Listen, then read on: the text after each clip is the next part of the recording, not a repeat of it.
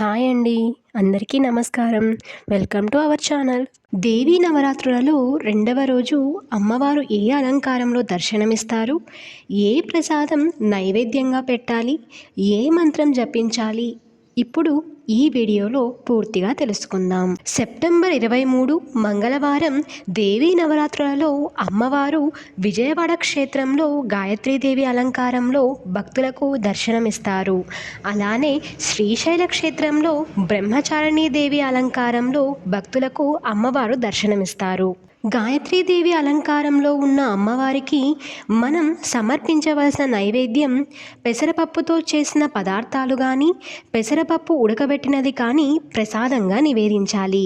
ఇలా చేయడం వలన గాయత్రీమాత సంపూర్ణ అనుగ్రహం మనకు కలుగుతుందని చెప్పవచ్చు. మనం జపించవలసిన మంత్రం. బ్రహ్మచారిణీ దేవి అలంకారంలో ఉన్న అమ్మవారికి మనం సమర్పించవలసిన నైవేద్యం పులిహోర.